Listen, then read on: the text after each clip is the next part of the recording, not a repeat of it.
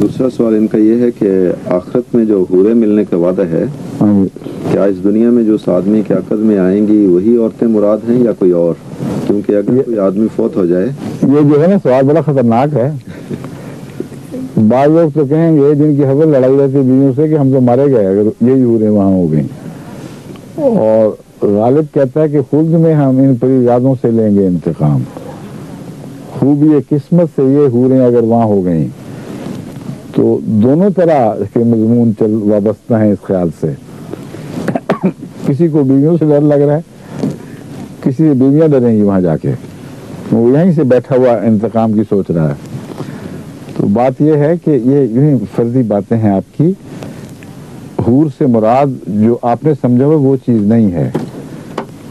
حور مرد اور عورت دونوں کے لیے برابر ہے. جو نیک عورتیں ہیں ان کے لیے کوئی وعدہ نہیں ہے قرآن کریم میں. اپنے تو صحیح بار بار خدا تعالیٰ مرد عورتوں کا ذکر کر کے فرماتا ہے تم سب کے لیے. کوئی فکر کی بات نہیں جو تم نیک ہو، جن کی صفات بیان فرماتا ہے اچھی اچھی، کہ ان سب کے لیے خدا تعالیٰ جنت کی خوشخبری دیتا ہے. تمہاری حوریں بیٹھی کیا کریں گی بیچاری؟ اگر انہوں نے حوریں بنا اور ان کے لیے کوئی حور نہیں، ان کے لیے وہی اجڑے پجڑے مرد جو یہاں ہوا کرتے تھے، تو وہاں کیفیتیں بدل جائیں گی. وہاں یہ سیکس ہونی ہی نہیں ہے. وہ کوئی مولوی مودودی صاحب کے تصور کی جنت تو نہیں ہے جس کے متعلق مولانا فرماتے ہیں کہ وہ لوگ، وہ بچیاں جو بلوغت سے پہلے فوت ہو گئیں، ان میں کچھ ہندو بھی ہوں گی، کچھ سکھ بھی ہوں گی، کچھ دوسری بھی ہوں گی، عیسائی یہودی، ان کا وہاں کیا مصرف ہوگا. تو مولانا نے سوچا ہے کہ جنت سے باہر ایک خیمہ لگا ہوگا بہت بڑا، اور اس میں خیمے سے مراد ہے کیمپ، یعنی خیمہ گاہیں ہوں گی بہت زبردست. تو جنت میں جن اصحاب کو ان کی طرف جانے کی خواہش ہوگی وہ کچھ دیر کے لیے جنت سے چھٹی لے کر باہر چلے جایا کریں گے اور وہاں دل بہلا کر واپس آ جایا کریں گے. یہ جو تصور ہے مولویانہ، ان کا وہاں کچھ بھی نہیں ہے. وہاں جائیں گے تو ان کو سمجھ آئے گی کہ کہاں آپ پہنچے ہیں. وہ تو ان کو دیکھنا ہی شاید نصیب نہ ہو، لیکن اللہ کی رحمت جسی چاہے دکھا دے. کئی بہت شریف نفس مولوی ہیں جن کے متعلق میں ہرگز نہیں کہہ سکتا کہ نعوذ باللہ من ذالک ان کے متعلق ہمیں حق ہے یہ فتویٰ دینے کا کہ وہ جہنم میں جائیں گے. کسی کو حق نہیں ہے. اللہ اور رسول کے سوا کوئی نہیں جانتا، اور رسول بھی وہی کچھ جانتا ہے جسے جو اللہ بتائے. بس میں اصولاً باتیں کر رہا ہوں.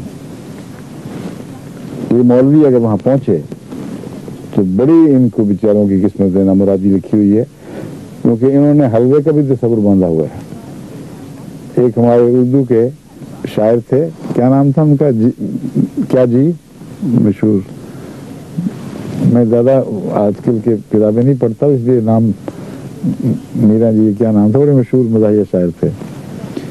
انہوں نے ایک لکھا ہوا ہے، ایک نظم کی صورت میں ایک قصہ لکھا ہے کہ میں نے دیکھا کہ جنت میں گیا ہوں، وہاں کیا ہو رہا ہے، مولوی صاحب کیا کر رہے ہیں.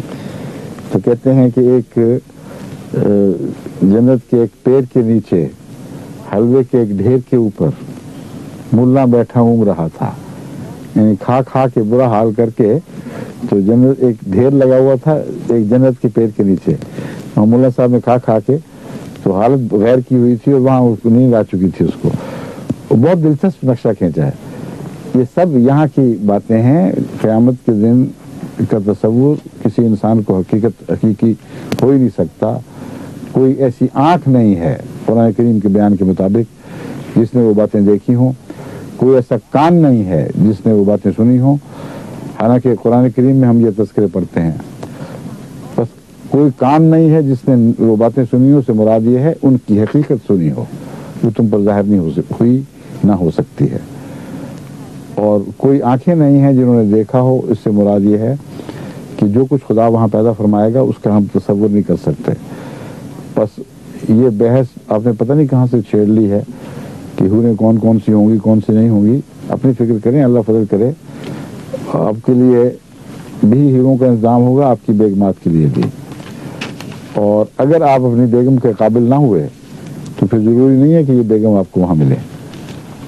اور اگر آپ قابل ہوئے اور بیگم قابل نہ ہوئی تو پھر الٹ قصہ ہو سکتا ہے. جو کچھ بھی ہوگا آپ کو مطمئن کرنے والا ہوگا، یہ وعدہ ہے.